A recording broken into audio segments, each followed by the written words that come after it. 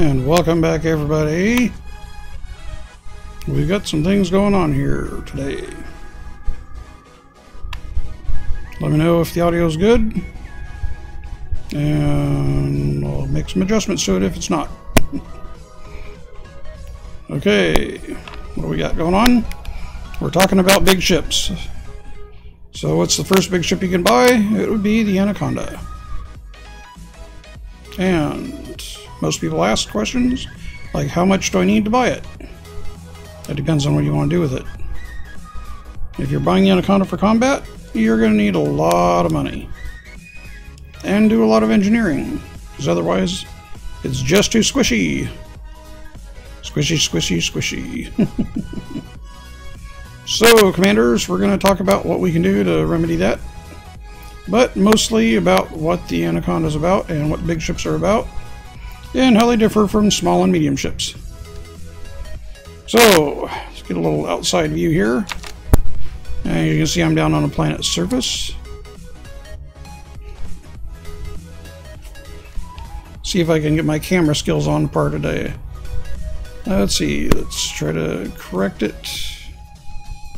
So this is the Anaconda, and it's got Black Friday paint job. It's a nice ship. It's a big ship. It's a very fun ship and handy ship if you get it set up right. Let's get in a little closer. So, what does this beast cost? Well, if you're not elite and you go to Ray Gateway,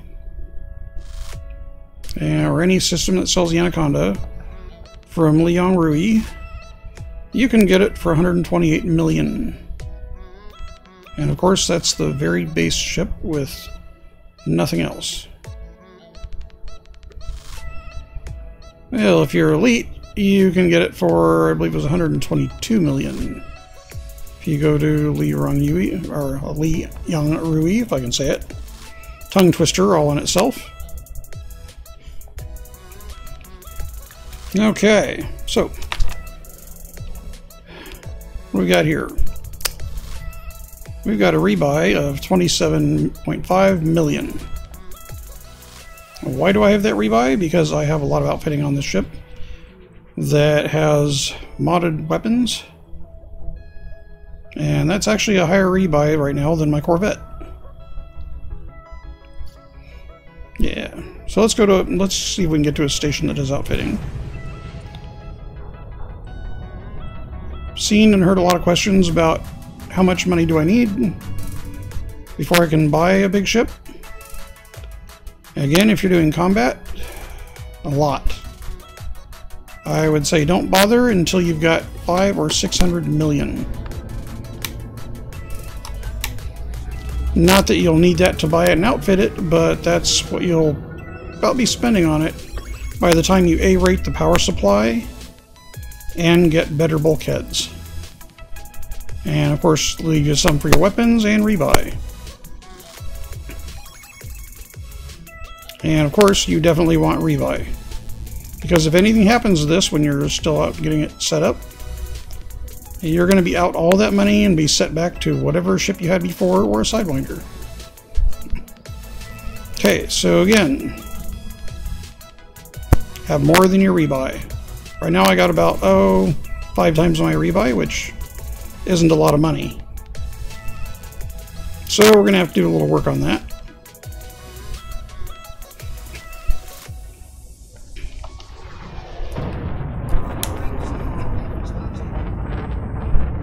Okay, as soon as we get to Super Cruise and get away from the planet, so we got to get away from the gravitational pull anyway. We're gonna hop over to Liang Rui, Ray Gateway.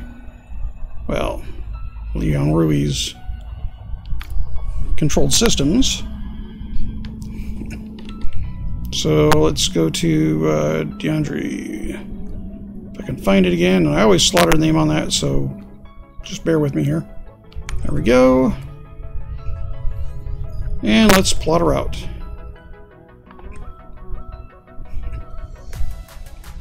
Okay, we've got our route. It's 183 light years. Not too bad. Currently this is set up.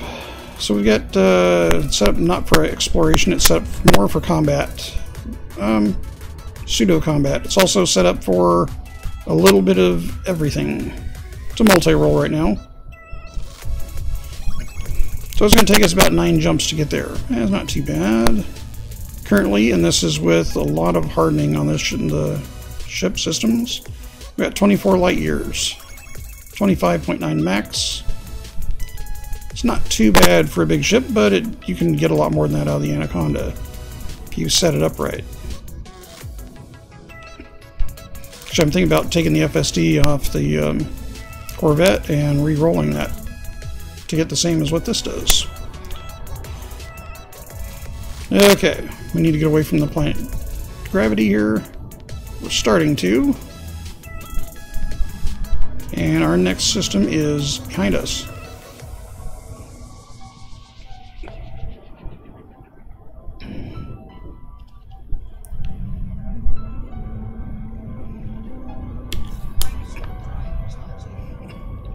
So while we're jumping on the way there, I'll just go over some of the pros and cons of the big ships. Biggest con, the cost. Especially when you do outfitting. The cost of the ship itself isn't that bad. The outfitting gets very expensive very quick. And if I sound a little bit stuffed up or scratchy today, just dealing with some more allergy issues, a little drainage, so I apologize.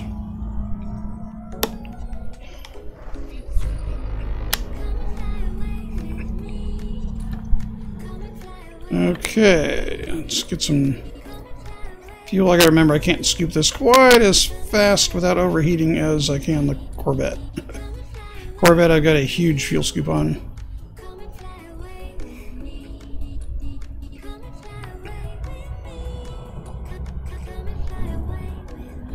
Yeah, we're starting to get a little warm, but that's okay, we got plenty of fuel.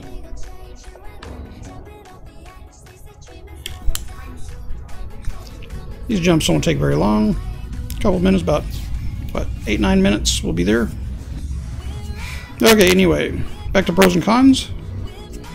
Again, first con, the cost. First pro, they're pretty tough. Most of them have a pretty good base armor and good amount of energy, you know, the distributor and reactor. Con 2, maneuverability. They are nowhere near as maneuverable as the mid-sized ships or even the small ships.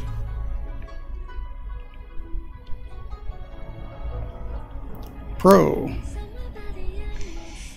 They can be upgraded with more weapons and do more DPS than anything that's considered medium or small. Con 3. The maneuvering, I guess, would be the next one on that. They mostly have a very big lack of maneuverability in general. Corvette is a little better than the Anaconda. And of course, the cutter is a little tankier, so. Alright, so what are some of the, let's talk about, instead of big versus small or medium, what about the big three? What's the differences between them? Well, if you want the best DPS potential, the Anaconda has it. It can be quite tanky. Shields aren't the best, but they're not bad. It can be made pretty durable. But the DPS output potential is the best. The Corvette, it has its best in maneuverability, and it can be made into a serious hull tank. It gets really good armor ratings and can be upgraded and engineered extremely tough. So that leaves us with the cutter. The cutter is the fastest and has the best shields. So, you want a shield tank. The cutter's your ship. Of course, it requires rank in the Empire. So, you've got to grind that to unlock it. And the Corvette is, of course, Federal rank. So you've got to grind unrank to unlock that. Now, the reason why I'm talking about mainly focusing on the Anaconda for this is because it's the only one of the big three, or at least the big three combat-oriented ships, that can actually be purchased by everybody, regardless of rank. With this ship, you just have to have enough money and you can buy it. Now, getting into the ship is not that big of a boundary.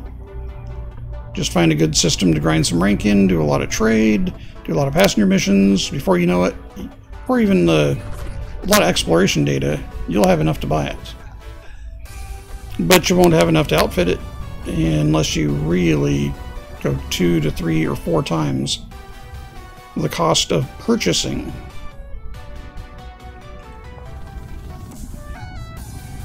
And when we get to Ray Gateway, we'll look at the costs. Where are we at now? We got 6 more jumps. Not too bad. Getting closer. It'd be a lot faster if we went in with like my DBX. Just boom, boom, boom, be there. But yeah, DBX right now is parked back at Shinrarta.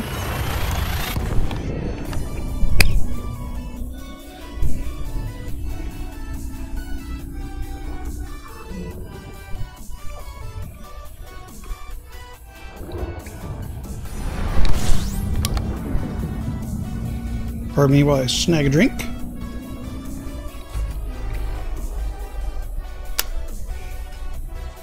So, welcome to the 2 people that are watching right now. Thank you for joining me. So again, this is Elite Dangerous, and talking about big ships. So, what brought you here, and... well, why don't you throw me a line in chat? That way I can see what your interests are, and also, if you have any questions about big ships, throw them in there, please. I'm not the end-all go-to expert on all the big ships, but I got a pretty good handle on them, and I've got all 3 of the big ones. I also have a lot of the mid-size and a couple of smaller ships.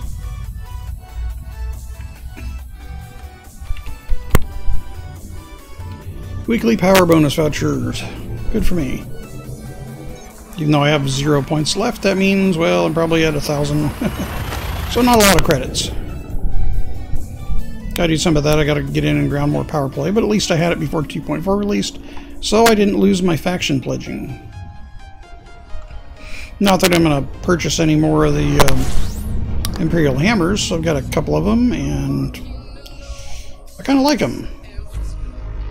Gotta do some engineering on them, and that's what I was out in... well, I was out in Deceit, try to get more resources to do better jump range and also get cadmium. John Wang, thanks for joining, and yes, congratulations to you since you also have all big 3. Now, when I was grinding my way up, and I had a Python, I probably had about 200 million into the setup of the Python. So I thought, you know, I got enough. If I sell this, I can afford an Anaconda. And with the money I had, I probably had 50 million credits at the time. So that put me right about, with the sell, about 230, 240 million credits. So I figured, okay, that's twice what the Anaconda costs. That shouldn't be a problem. It should be pretty good. So I went ahead and bought the Anaconda. I got a few things improved on it. I didn't have the money to A-rate everything on it, but I had enough money to start outfitting it, put some better weapons on it, I didn't have the experience in the engineering at the time. So I made the mistake of going out and taking it out and just seeing what it could do. And I very quickly got chewed apart by NPCs because everything about it, the setup I had for it and assumed it would work on it, was wrong. Because I was thinking about how does the Python work and what works well for the Python. And what works well for medium ships doesn't always translate out very well for big ships. Mostly because of the difference in maneuverability or the tankiness, the power draw, heck, the power requirements of the shields. So a lot of things that you have to really take in consideration. A Python has a size 7 power plant. So that's pretty huge for a medium-sized ship. That's big. Well, you get to the Anaconda with a size 8. If you want to A-rate that, it costs more than twice what the 7A does. And I got 3 jumps left. Getting closer, getting closer. Almost there. Once you've gone out and done a little bit of a ranking on exploration, or you've gone on any long exploration trips, 12, 13, 20, 50 jumps, doesn't seem like that many. So Mr. John Wang, why don't you tell me a few things about what you do and don't like about the big 3? Start with the Anaconda.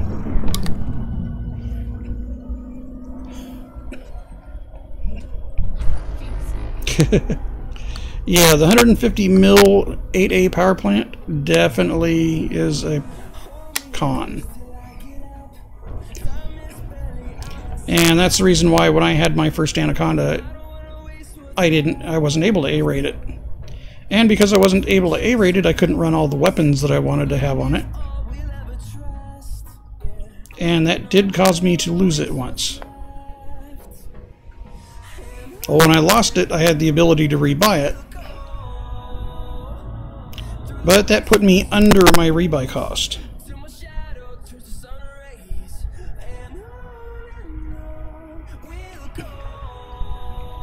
And I made the mistake of when I did the...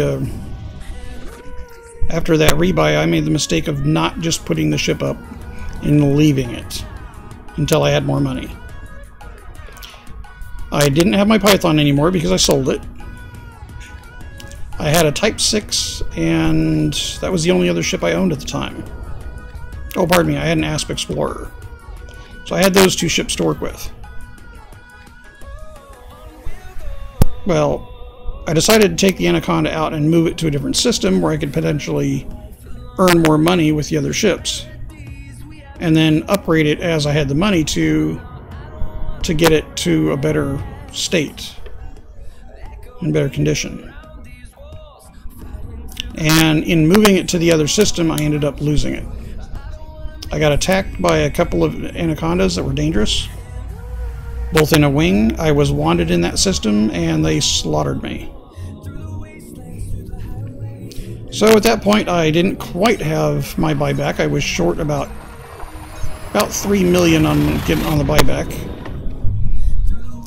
And I wasn't, well, I didn't have the money to buy back even if I stripped it down.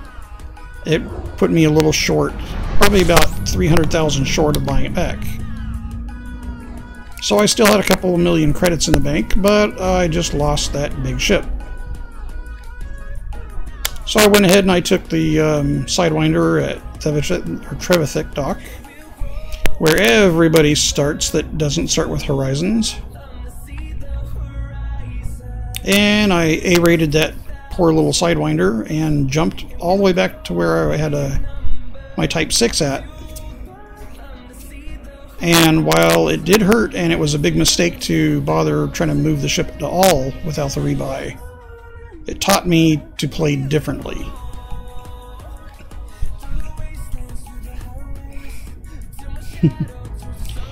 Yep, getting a little trigger happy can definitely cause a little heartaches. Yeah, I've actually lost my Anaconda when I went into a conflict zone because I was scanning ships. And I decided, you know what, I can handle this. I got it set up pretty well. It's fairly tanky. Yeah, I could do this. So I chose a side and immediately got attacked by a couple of cutters. And I just could not out DPS their shield banking. Just would not happen. So that didn't go very well, but at that point at least I had probably 10 or 15 times my rebuy. So it wasn't a big deal. I also didn't have quite as much engineering as what I have in it now. It's pretty tough right now, but it's definitely not set up as a combat ship at the moment. I've got twin fighter bay in it. So you can, oh, can't see it now. As soon as we get out of, or on our way to Ray Gateway, because as soon as we jump into this system, I can show you what I got on board. I was doing some resource gathering with it for engineering, and I love this ship for engineering as well. Because it can fit every size of weapon available. Okay, while we're scooping a little fuel, as you can see I got two fighters, which that works well for combat, and I've got 2 SRVs. Not very combat oriented. But again, we were just doing a little bit of resource gathering. Okay, let's find Ray Gateway. There it is. Boom. Oop. Okay, we're good there. We've got fuel. Let's get away from the star so we don't start heating up. Yeah, we're not doing too bad. 65.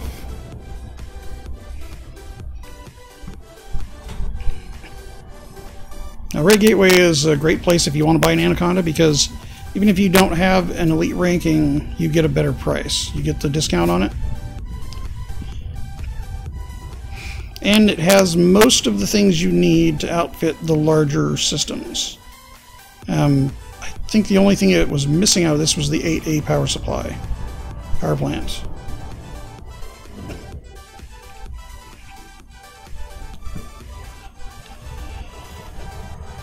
Alright, let's see if we can get a little more speed out of here. Now, as far as modules and power plant goes, as you can see, I am just over what I need for power. Just over the limit. I got my shield cell bank disabled so that I don't overrun the power. I can take a few things out of it, and that will help. Like if I take the SRV bay out, that drops down about 3% on the total power load, and then I can turn the shield cell bank back on. There are different weapons that I've been doing engineering on here, trying to dial in just what is the best, what do I like to make this ship the most, or have the most potential, and also to have really good survivability. But with cargo, limbic controllers, and the SCBs, or the SCBs are combat oriented, but the SRVs and the limbic controllers are not.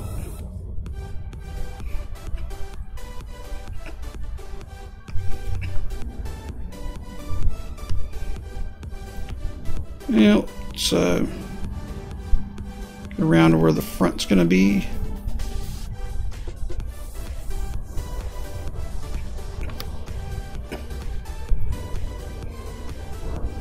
Hopefully we'll be pointing more at the door.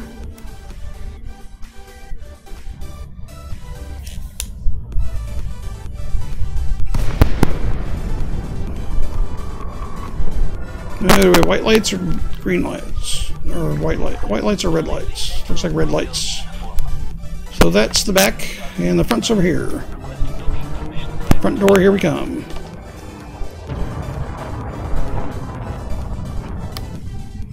If you want to improve the maneuverability on big ships, dirty drives all the way.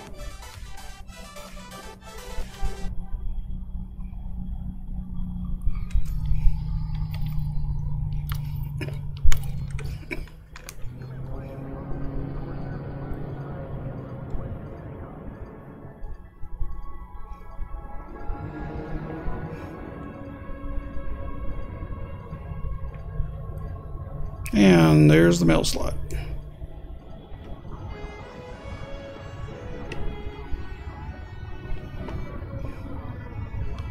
And we'll let the auto dock take the rest away so we can chat some more. Okay, so while we're looking at that, see, I can change it up a little bit. So let's see, the vehicle hangar, if I deactivate that, power goes down to not 190 or to 97%. Olympic controllers really don't take a lot of power, but if I get rid of those, it goes down even more.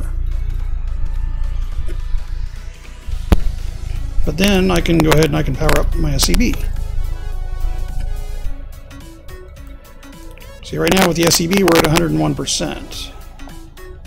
So it's still doable. As you can see, I don't have my thrusters A-rated yet. Power plant is not quite A-rated yet. So when I do the A rating on the power plant, well, this is where the cost gets substantially higher. You know what, let's go to the shipyard. So, the base cost, let's get to the Anaconda. I should have went the other way. There we go. Base cost of the Anaconda. Well, because I'm elite status, I can get it for 121 mil. But if you don't have elite, you're looking at about 128. Again, that's actually pretty decent for one of the big three, and it has a lot of potential. Just top off the fuel tank. Oh, and also let's fix our integrity. Always do that. Make that a habit. The better your integrity is, the less damage you take when you're being attacked. Well, to a point, anyway. Alright, so let's go to outfitting.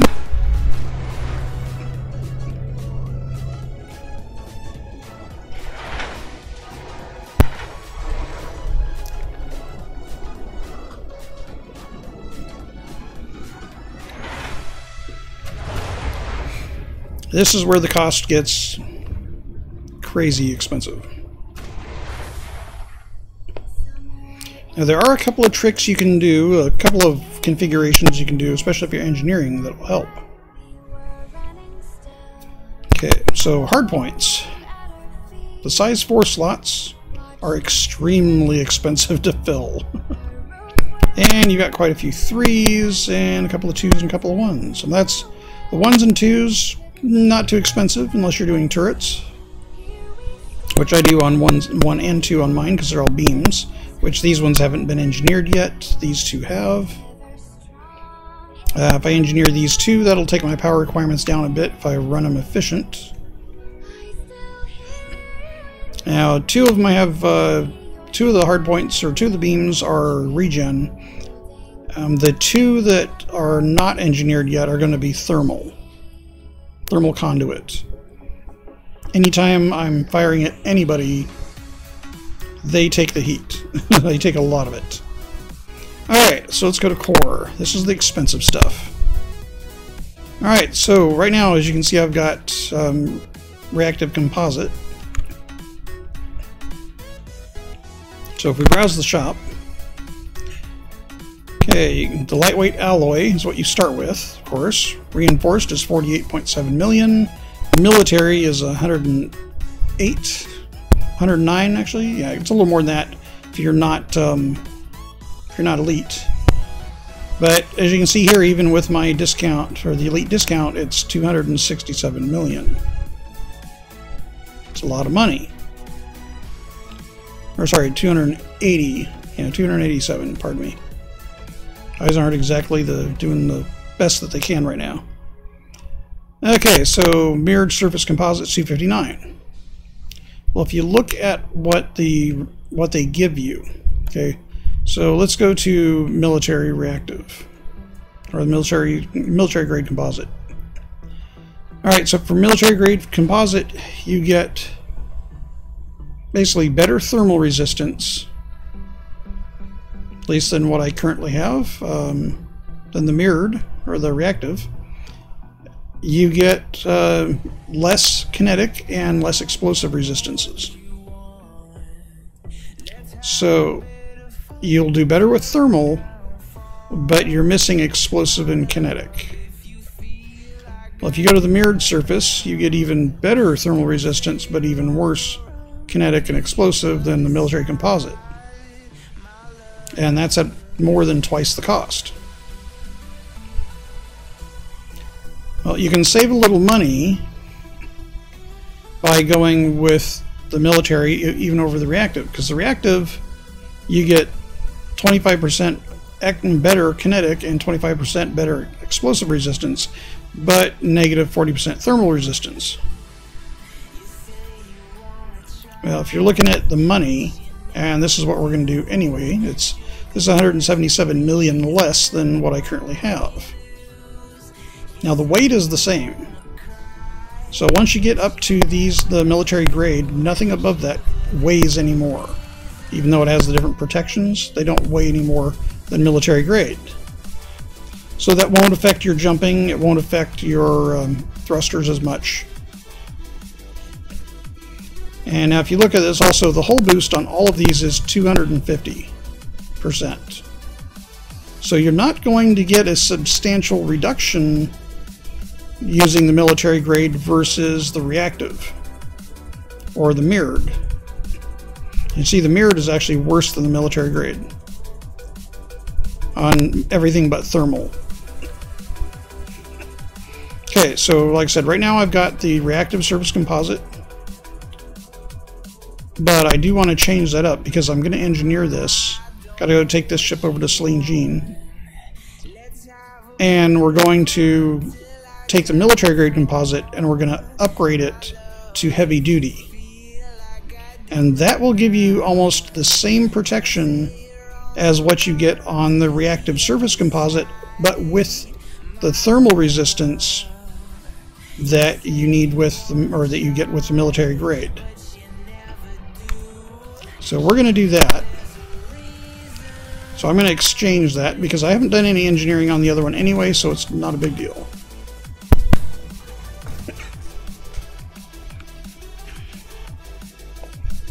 Okay, now you see that also took the rebuy cost down almost 10 million credits. That also puts enough in there that I can actually get the A-rated power plant. And this is the other ouch when you're doing the big ships. The 8A power plant is 154 million. It's actually closer to, it's almost 200 million if I remember right, without the discounts.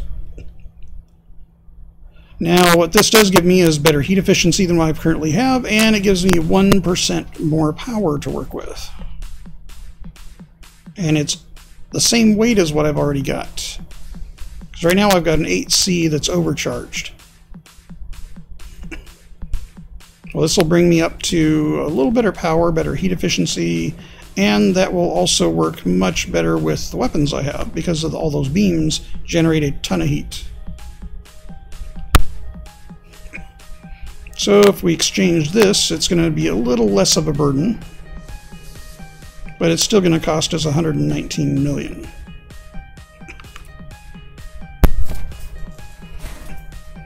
Alright, now my rebuy cost is 24 million, so it's gone back up. Because now this is an A-rated. But the balance, you know, like I said, I've got enough balance. So I got almost 10 times rebuy. I got 9 times rebuy right now. And that's not a bad position to be in, but that's also not a great position to be in if you're doing combat. Okay, thrusters-wise, I'm not worried about this yet. I don't need it to be the fastest, most nimble ship possible.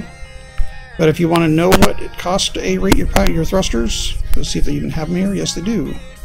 42 million to A-rate your thrusters. Now, maximum mass is better. Optimal mass is much better.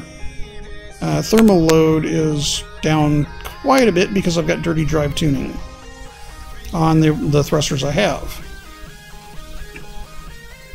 So let's see, right now I've got Yeah. Exceeds maximum, yeah, I know. So the 7C thrusters. This is the standard, the basic thrusters.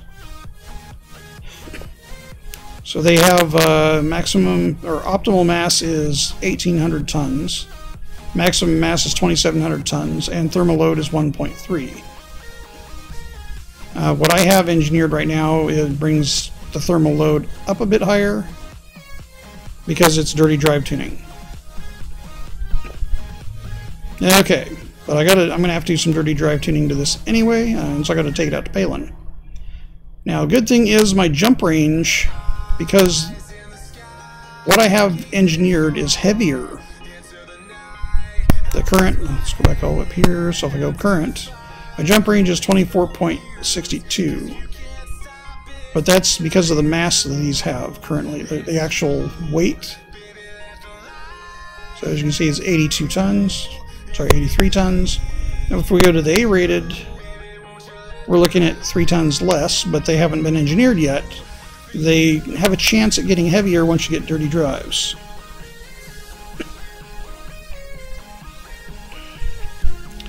Yes, Anaconda definitely does have, well, at this moment it has the best jump range of every ship of all sizes if you outfit it correctly. DBX coming in second. But of all the big three, the Anaconda is the one that will maintain better jump range after it's all completely outfitted. Yeah, I'm going to go ahead and grab these because, well, I'm going to have to engineer them anyway. Now, 42 million, but I get a little bit of a discount of 37 million. Just simply because I'm exchanging what I've got. Now I'm going to lose some of the performance that I had in normal space, but I can get this re-engineered and I can get a little better range out of it. Hopefully I can get better performance without losing as much jump range. So we got a slight increase in the jump range, not substantial. Frameshift drive. Right now, yes, this is modified, of course. Otherwise I wouldn't get what I have. This is probably at 53%. It's probably one of the better FSD tunings I've gotten. Although it adds a little weight to it. But it definitely has a better optimized mass, and it has max fuel per jump is up a little bit higher. But, yeah. Anyway, so that gives me a pretty good jump range. If I lighten up the ship a little bit, I'll get even better jump range. Alright, power distributor. Oh, yes. I've seen a lot of people say you don't need any more than the 5D on life support. I always do 5A, especially on the big ships. Because if you get in a big fight and everything else gets trashed pretty heavily, you take a lot of damage. If somebody blows out my canopy, but I still have the rest of the ship fully functional, I've got 25 minutes to either finish that fight as best I can, or to get away from them and get it back to a station and get it fixed. And that has saved me many, many rebuys. So don't discount life support. I always A-rate my life support on every ship. It adds a little more power, it takes a little more weight. It's worth it. It really is. Unless maybe you're doing like a combat Viper and you don't really care if it gets destroyed off and on, but I prefer to be able to cash in my combat vouchers and bounties. I've lost hundreds of thousands because of rebuys on those, things like that, but it's part of the game. Alright, power distributors. This is also another one of the expensive pieces. So if you want to A-rate your distributor, that's another 22 million.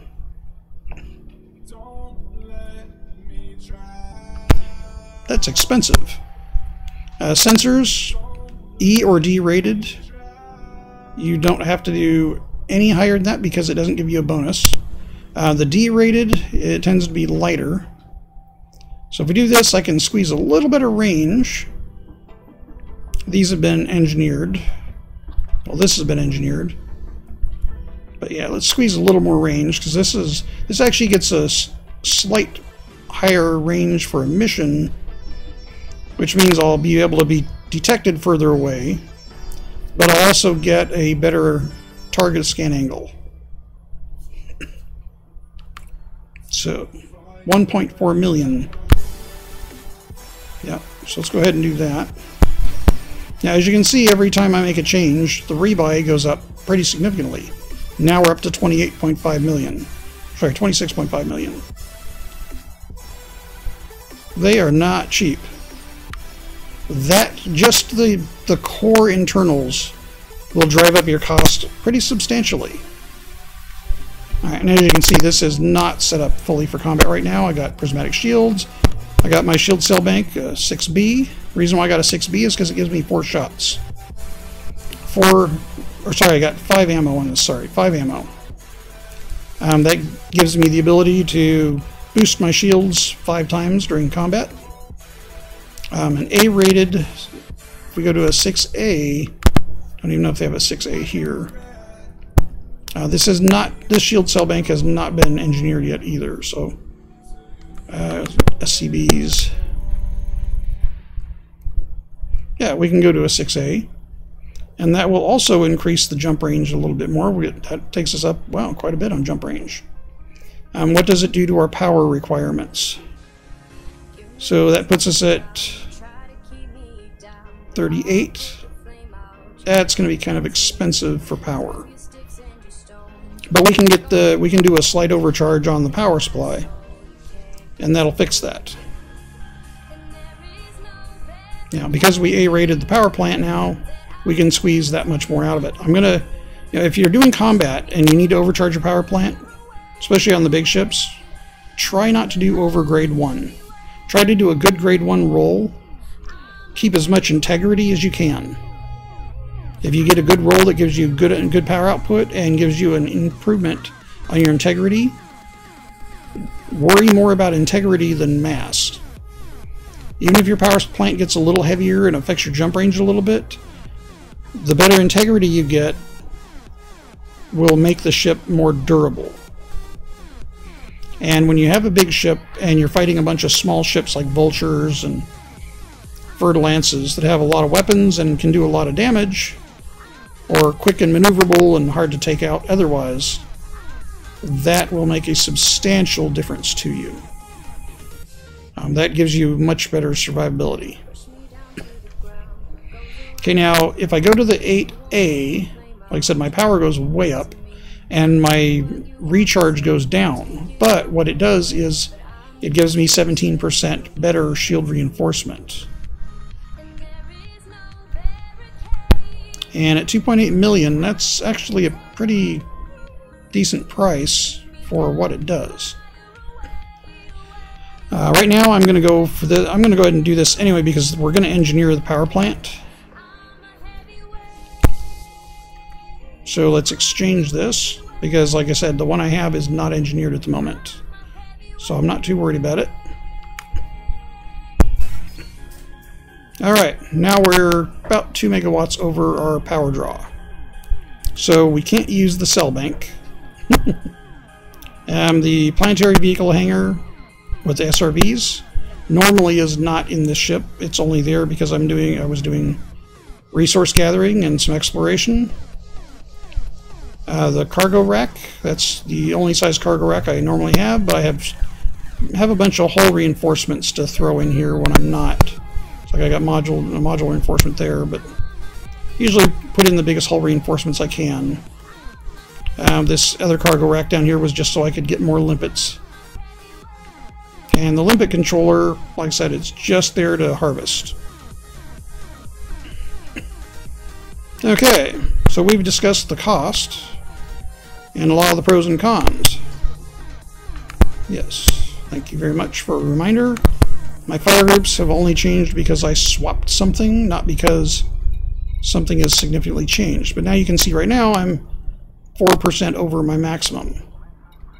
Well, let's gotta turn off the shield cell bank because we don't need that right now.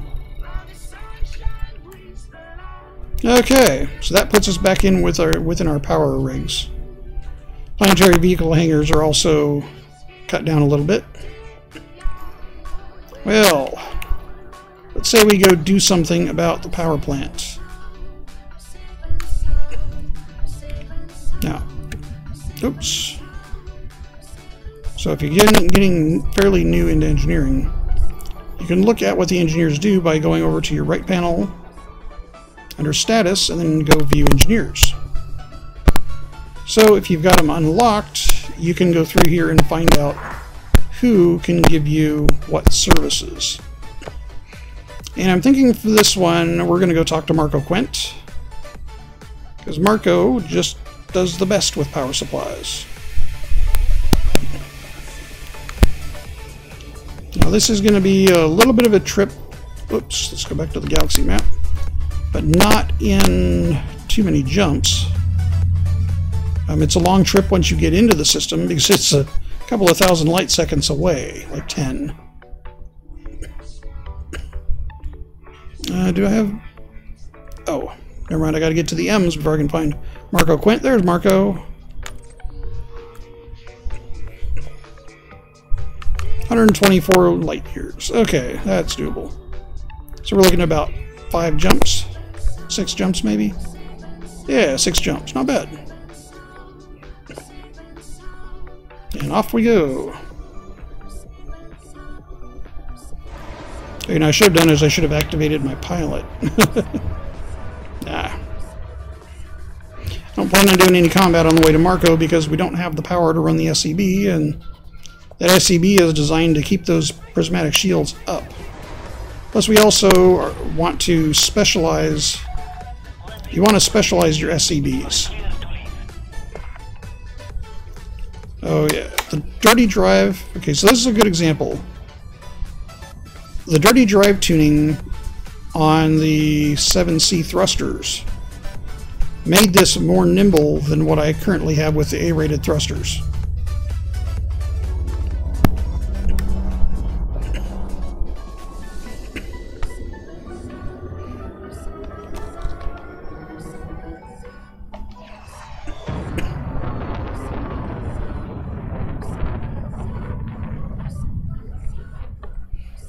See, now the pitch is okay, but it's still not as good as what the 7C dirty drive thrusters were. So I think I'm going to have to take this out once I get enough power. I'm going to have to take this out to Palin to get it done, but that's going to be a long trip, so probably won't do that on stream. Because Palin's out a little ways. Plus I also want to take the ship back to Shinrarta to go ahead and take out the vehicles, the SRVs, because I really don't need those in here. Like I said, oh, looks like we just glitched through a planet. That was an interesting glitch. Anyway, but yeah, we're going to be setting this up more combat-oriented again.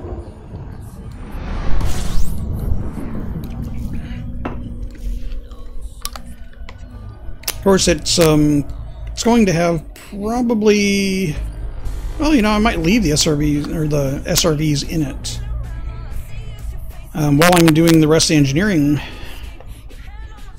because I want to get the Corvette mostly engineered before I even take it out to play with it. Now, I had a couple of large beams that I was working on for that. But I think I'm going to put the efficient beams on the huge efficient beams I have on the Anaconda, and also probably on the Fertile Lance. Once they're grade 5 efficient. Okay, let's not overheat. Well, it handles the heat a lot better. Very nice. So that was worthwhile upgrading to the 8A power plant. Got much better heat management. Cools off a lot faster. That's nice.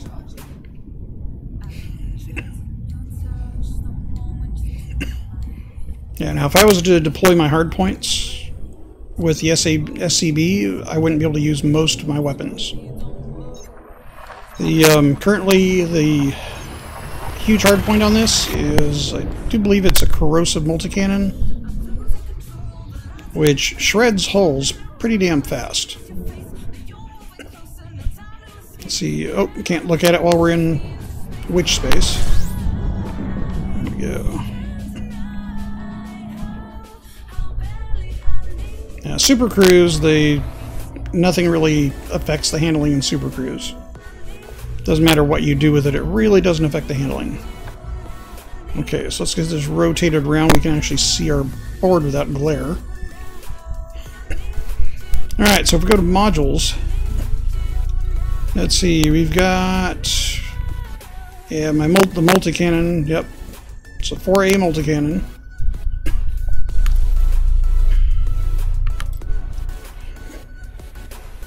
Oh, this one is, oh, that's right, this one isn't modified yet. Well, bummer.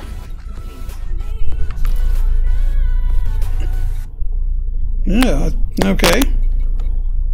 That has not been engineered yet.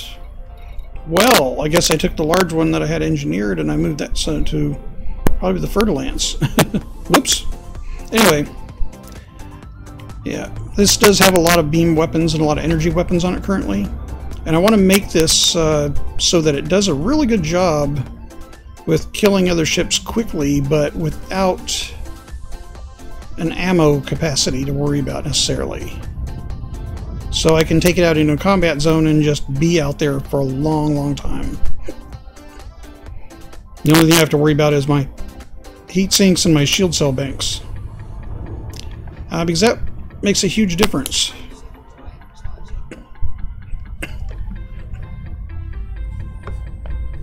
Yeah, so I've done I put the reactive armor, or the reactive bulkheads. I put a lot of those on several of my ships and did thermal for the hull modification, and that works pretty well. But I've had a couple other ships, like on the Corvette.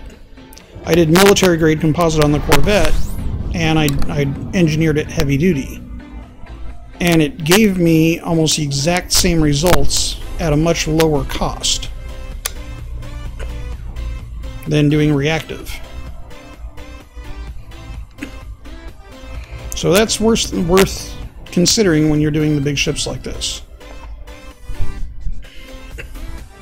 Now I do have, because we switched the armor on this, I do have a reduced amount of armor, but the shields provide fairly decent protection.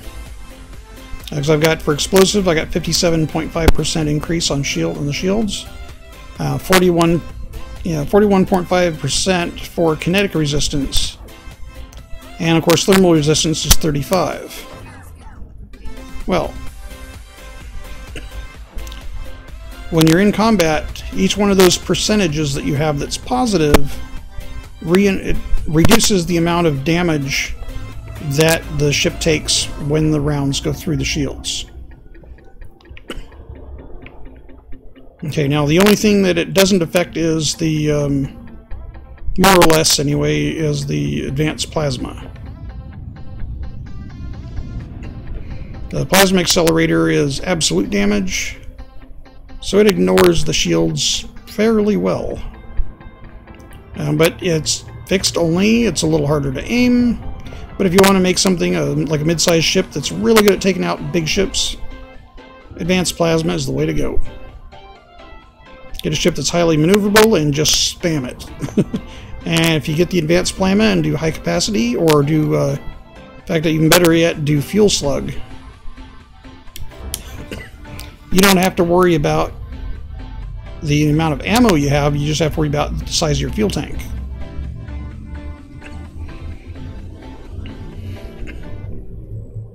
Now on the Anaconda, I'm probably not going to do that because it's not as maneuverable, quite as maneuverable as I'd like.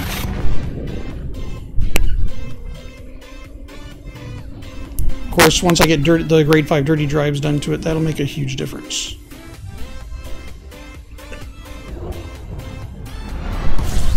We should be getting pretty close, 2 jumps away.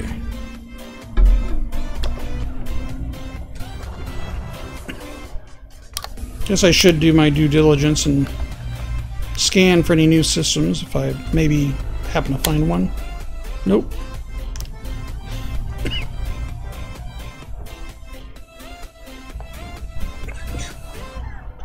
Yeah, so I can already notice a pretty good difference between just the grade, or the 8C that was overcharged versus the 8A power plant for the heat efficiency. Because at 245 on the fuel scoop, it would overheat the ship very rapidly with the 8C. And with the 8A, it's tolerating it much, much better.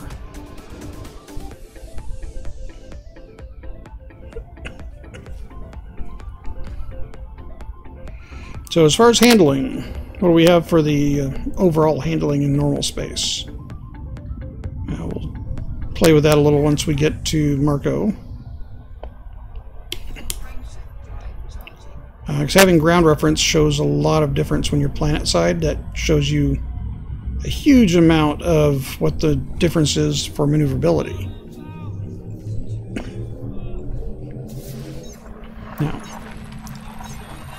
Now, fighters, of course, a fighter is going to be a huge improvement over even some of the small ships. So that's not really a good comparison. So launching a fighter bay and saying, oh, look how fast this can pitch and turn, and the Anaconda can't, well, that's going to make every ship seem kind of slow. Except maybe a Vulture Mark, or sorry, the Viper Mark III, or a A-rated Vulture.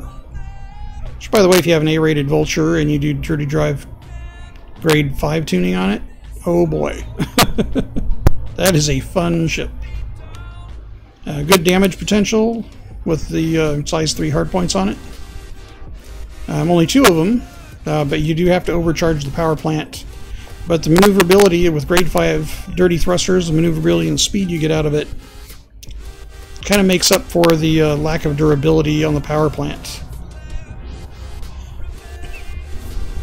You can definitely make that ship a real fun and very dangerous ship.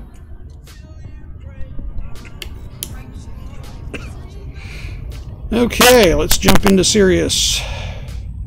Let's get serious. Okay, not so serious. It is a game after all.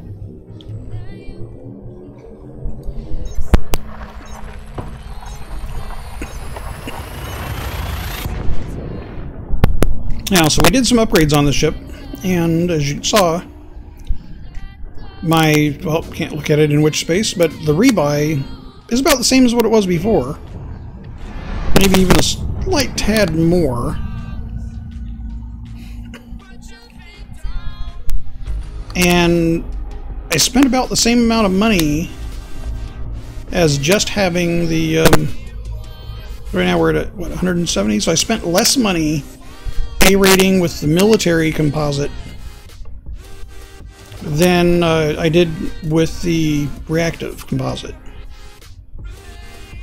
And we're going to be able to get back a lot of that protection again by going to Celine Jean, and having her reinforce the hull. And of course, when you do that, you want to take any hull reinforcement modules you have as well. And plenty, and I mean plenty, of resources. Because it's going to take a lot. You want to do multiple rolls on your hull. Shoot for the best, shoot for bonuses in, in kinetic and explosive. That's where your benefits are going to be. If you gain anything for thermal, that's an even better bonus. But don't hold your breath on the thermal. If you get a slight reduction in thermal, that's not necessarily a terrible thing. But the least reduction in thermal you can get, the better you're off. Again, you want to improve the explosive and the kinetic when you do the hull reinforcements. And that will give you much, much closer to what reactive is. The protection, closer to the protection of reactive at a lower cost.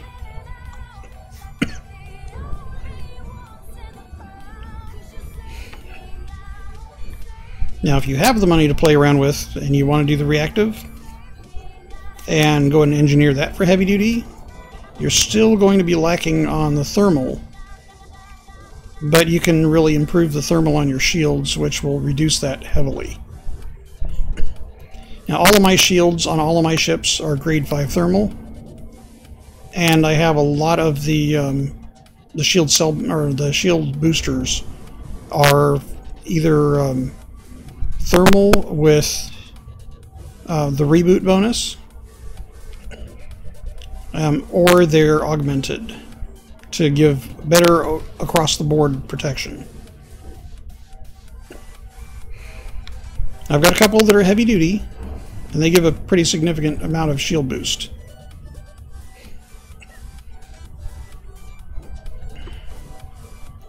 Yeah, this is probably one of the worst engineers to get to, just simply because of the amount of flight time you have after you get in the system. But I guess they do that to counterbalance the fact that you don't have to jump as far if you're in the core of the bubble. Because a lot of those engineers are 150, 200, you know, or Palin, almost 300 light years away. Yeah, so I got to remember that when I go to Dirty Drive tune the thrusters on this, I'm probably going to take the ones off of the Cutter and the Corvette and do the same thing, just transfer them and engineer them all at the same time. Okay, let's bring our time down, or our throttle down just a hair. That way we don't overshoot substantially. I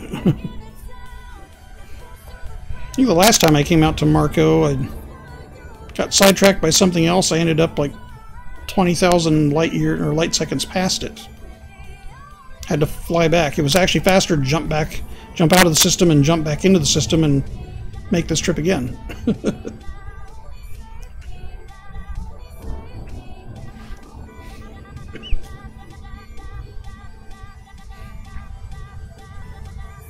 Okay, but yeah, that's the majority of the video. The stream was to talk about, you know, the pros and cons of the ships, owning a big ship, and well, yeah, I can't really show you in the store at the moment unless we go to Shinrarta. That's the only place that has all of the size 8 things you need to do for a cutter. However, take the cutter to go with even the military grade is over 250 million credits. At least if I recall, it was over 250 million. I'll have to look at that again, but the reactive armor was right around 400 million. It was expensive. So it's 2 times the cost of the ship to get the reactive. Now with it also on the cutter, for now, I've got an 8C bi-weave on it. And the same size, or I have a size 7C on the, I believe on the Corvette.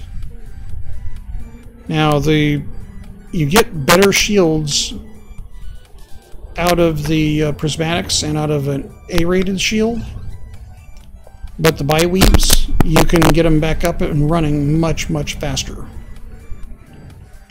And if you thermal engineer the bi-weaves, and also your thermal engineer the shield boosters, and you don't lose, or you get the thermal bonus on the shield boosters for thermal, because that can give you a boot time bonus when you do thermal only. Trying to get them lined up just right so we get the right disengage here and end up nice and close.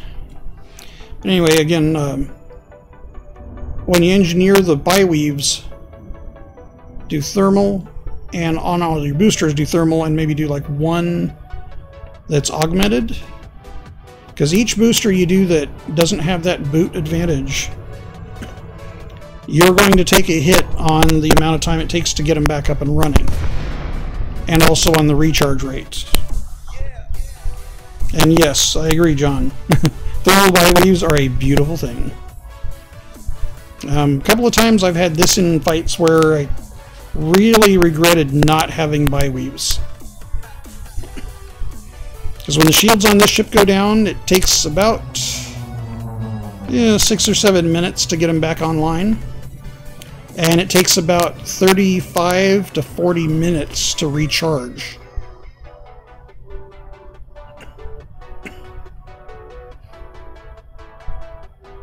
That's kind of a beautiful sight there. Little white dwarf with the nebula in the background. Is that the horse head? Yeah, I don't remember what that one is. I'll have to look it up. Well done, Frontier. Well done.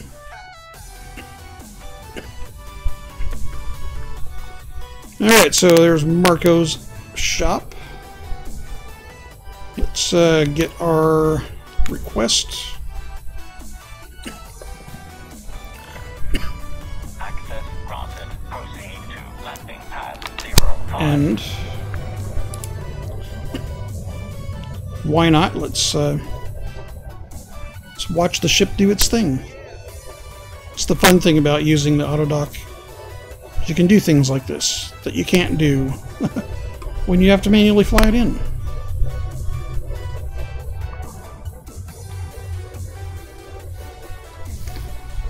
It's like we're getting some atmospheric effects in this. Didn't think they were going to put that in yet.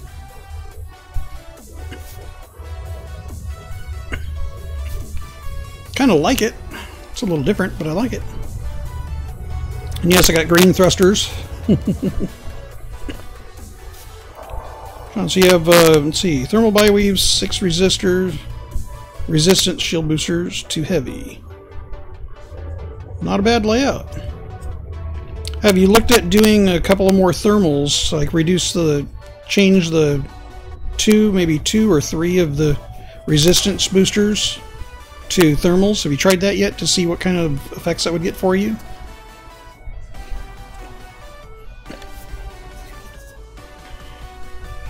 Yeah, I try to do as few heavy duties as possible on my biweaves just to kind of hopefully reduce the effect for losing the boot time.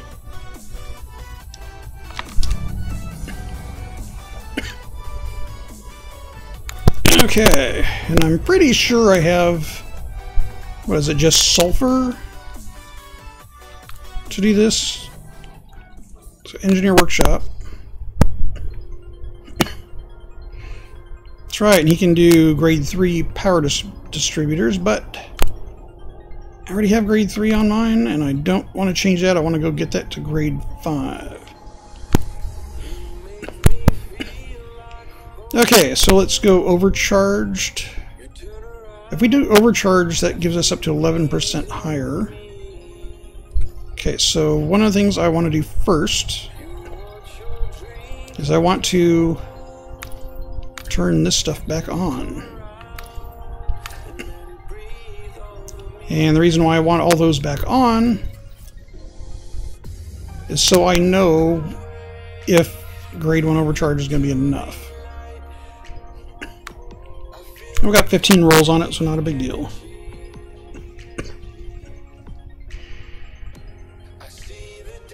John, that's pretty good. So overall resistance, 55%, kinetic, 66% thermal, and 75% explosive. That's really good. Means explosive, you're only going to take 25% of the hit damage, 33% on thermal, and 45% on kinetic. So not bad at all. What's your reboot and recharge time on those with that setup? Do you know roughly?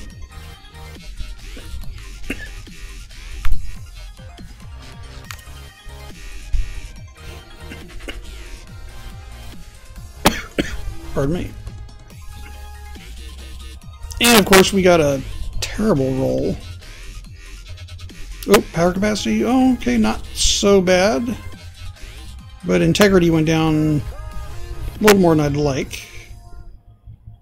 Let's see if we can do a little better roll here.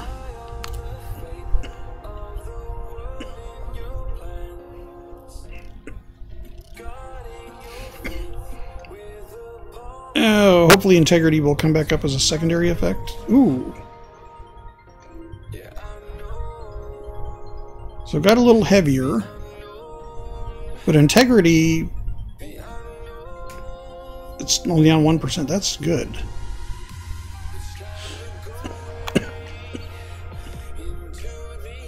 Oh, so you're getting roughly the base. That's good. Base, if it's base recharge on 7 Biweaves, that's really good. I think we're going to take this because it's an 11-cent boost and we maintained our integrity. Again, we'd lost just a little bit on heat efficiency. Well, 9% on heat efficiency. And our mass went up just a little bit. I'm okay with that.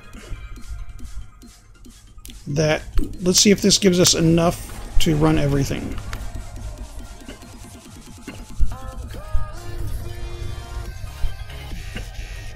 And it does. We're now at 96%. So we don't need to do any other engineering on the power plant because I don't want to lose any more of the integrity on it.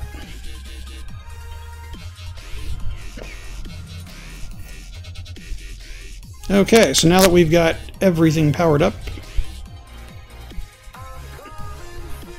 we can do something with this.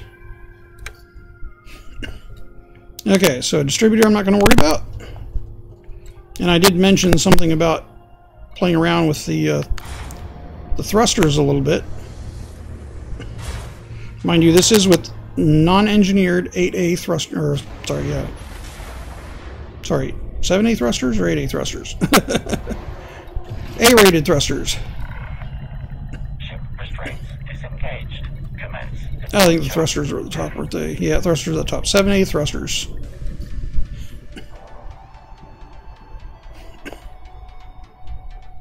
Let's get away from the landing pad. I'm going to see if I can go find a little bit lighter... something with a little daylight would be good. Let's get out of mass lock before we try to climb away, huh?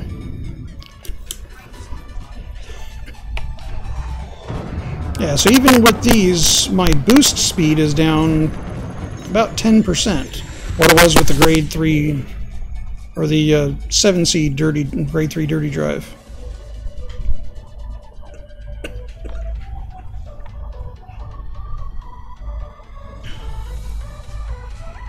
Yeah, so 4.4 seconds regen and 11.4 seconds broken regen. That's still pretty good.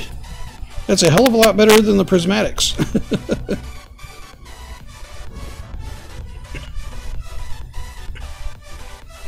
Alright, let's get up high enough that we can get some speed. And we'll orbit around to hopefully the lighter side of the planet.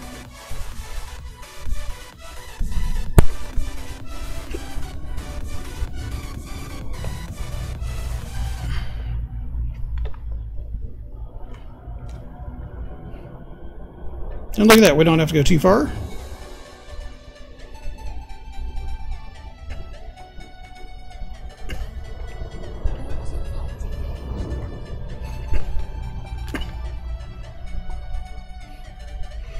Ooh, and I like it, we've got some terrain features down here.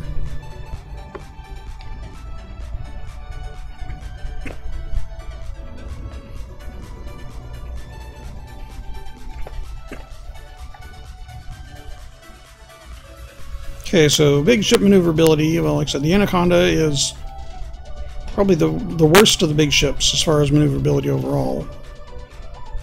And top speed. Cutter's got the best speed. The Anaconda's got the, well, speed and maneuverability, it's got the worst. Corvette has the best maneuverability. And here we go, dropping back into atmospheric. So we got glide first.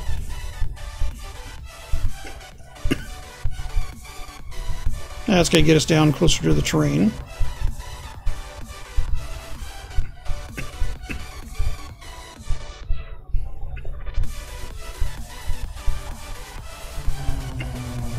Alright, so now that we're done with our descent, We're still quite a ways. We're still a couple kilometers up.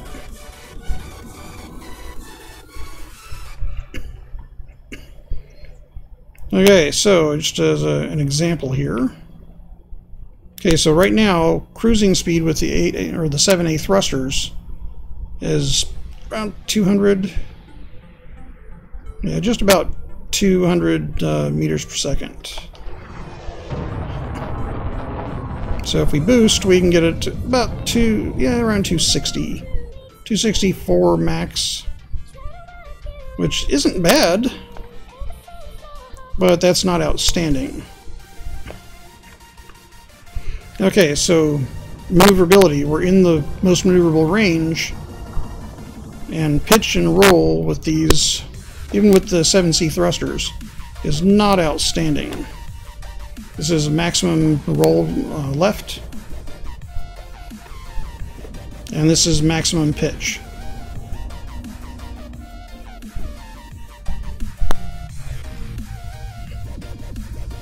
So not exactly stellar performance as far as the pitch and roll. But not bad. But if you do dirty drive tuning, that will make a substantial improvement. Overall, the handling is pretty good.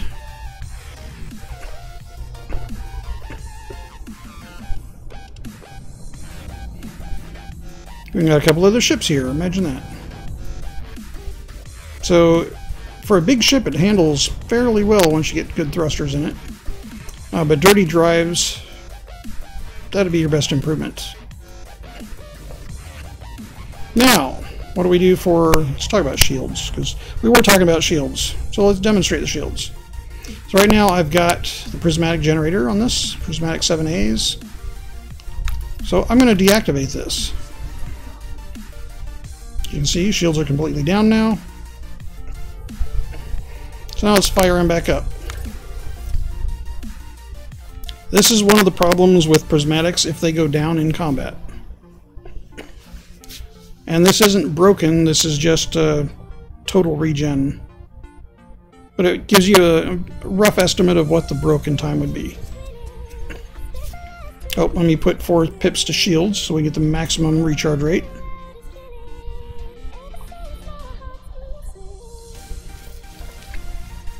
And this is with boosters. Pretty good amount of boosters. Credits total on this ship is right around 450 million. I'd have to go to a station and switch ships to get an exact number on it. But yeah, right around 450 to 500 million for the whole setup.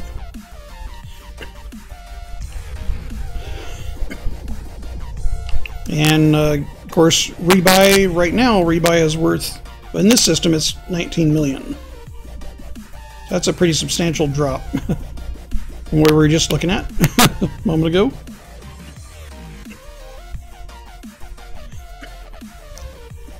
Okay, so what do we have on regen, shield health? That's right, so with the prismatics, this is a difference on the prismatics also, is they give you better shield health.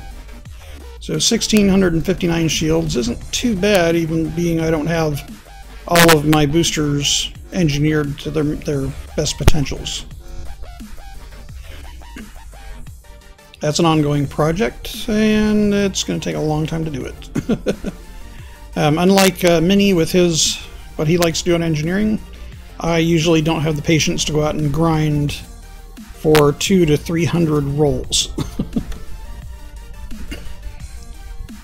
As you can see, our shields are taking a very long time to come back online. Now when they do come online, they'll come online with like 30% shields because of the boosters. But if we turn off the boosters, this would come up a lot faster. Now, if I turn off the boosters, the shields on this will come up about the speed of my ship that doesn't have prismatics but is running boosters.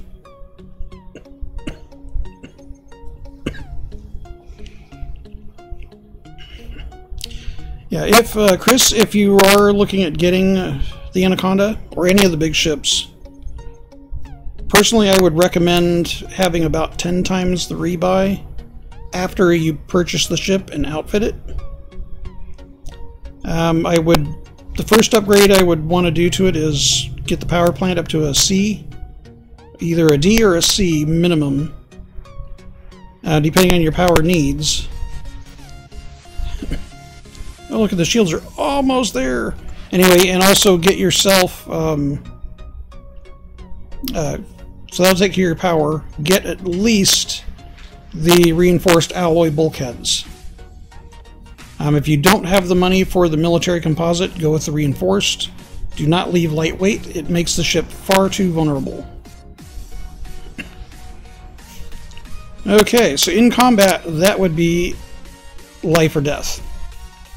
The amount of time that took to charge. Not 10 times the cost of the ship, just 10 times the rebuy.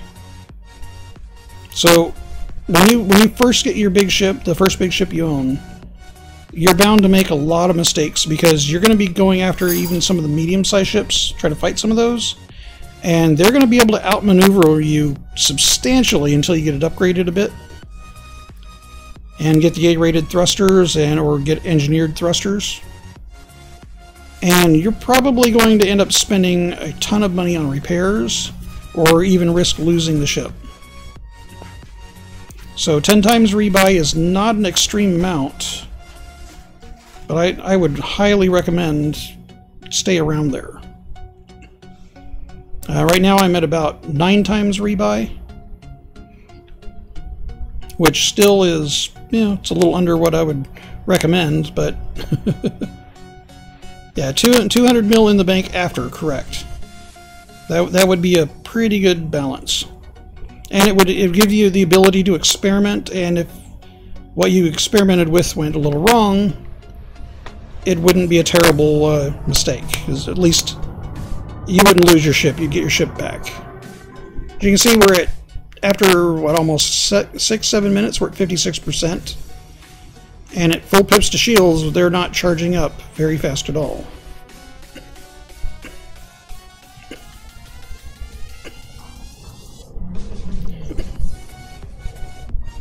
Yeah, I think that pretty much wraps up the possibilities of the big ships. So, since I don't have a pilot with me,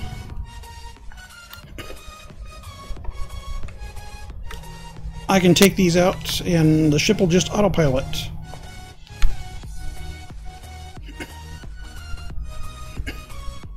Oh wait, I do have my pilot with me. Oh, I didn't think I had my pilot active. I guess I do.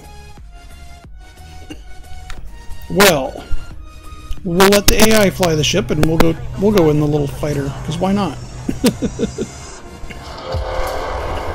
This is also one of the beauties of having a big ship. You have the ability to get out of it because you've got fighters, or you could have crew, and you can do that on some of the medium ships also. But having the crew on board and being able to go into a fight with the fighters helping you is a beautiful thing.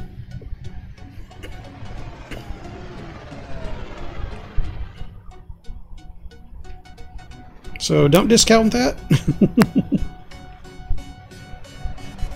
Now, one of the downsides of if you're in a fighter, if you take the fighter and the AI is running your ship, sometimes the AIs will bite off a little more than they can chew in the enemies that they're going after.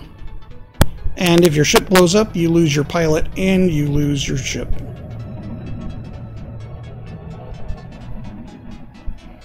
So you really don't want that. Let's see, where's the ship at? There it is. I love what the exhaust trails do to show you what's going on.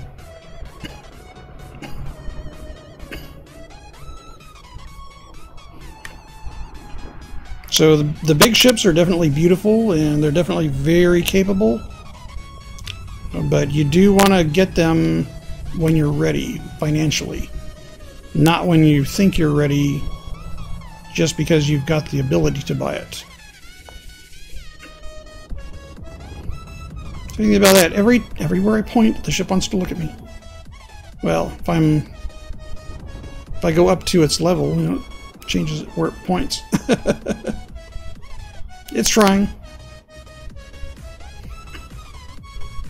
You know, I don't do this very often. It's kind of fun doing this. Yes, you can launch two at the same time if you have a pilot on board. You know, let's try this. That gives me a thought here. Can I get my AI to also launch? No, not from here.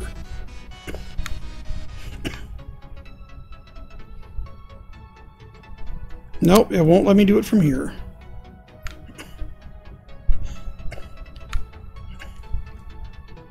Okay, so let's switch to the mothership. I've got the stick, Commander. Awaiting further orders. Okay, now we got the AI out. So now let's see if I can get out in a ship. Deploy. Well, deploy. No, so it's either you or your pilot. You can't do both. Now, if you're doing multi-crew, if you have two people in multi-crew with you, both of those people can indeed get out in the fighters. But at this point, it doesn't quite work that way. So let's go ahead and tell it to dock. Let's see, where's our recall? Recall fighter. Fighter retrieval initiated,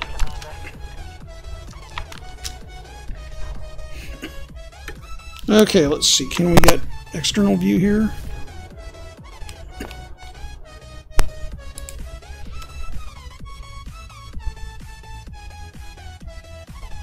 And there it goes, right in the dock.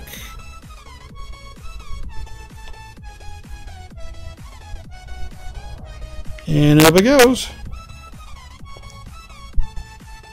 It's giving me a little bit of a blurry view because it closed. Camera didn't know how to handle that.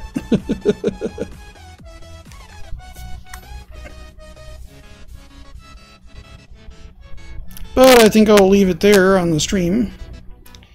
Leave you guys with a nice little view of the White Dwarf in Sirius. And I guess you could call it almost a sunset view of the Anaconda. But thanks a lot for joining me. I hope that at least something of this video and the stream made sense to people getting into the big ships, and hopefully it helps.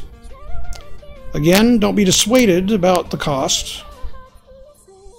Just get a little more than you think you need before you buy it. Because, trust me, the first time you lose a big ship, it's heart-crushing. It is absolutely heartbreaking. But that's part of the game. The game will come out once in a while and kick your butt. And the first time you step in a big ship, the NPCs will flock to you and want to challenge you. Don't do it until you're ready, until your ship is ready. So maybe next time, next stream, probably a little later this week, we could probably take it out and do a little combat. And see just how that power supply, because I gotta still have a little bit of tweaking. I gotta get the thrusters redone, re-engineered. But once all that's re-engineered, we'll take it out, do a little bit of fighting with it, go maybe do some bounty hunting with it, and see just how effective it is. And again, thanks for joining me. If you liked the video, hit that like button. If you didn't, dislike, that's okay. It is what it is. Leave a comment. If that's not good for you, if it's not good enough, well, then I don't know what is. But thank you very much, and everybody have a great day. Fly safe, Commanders.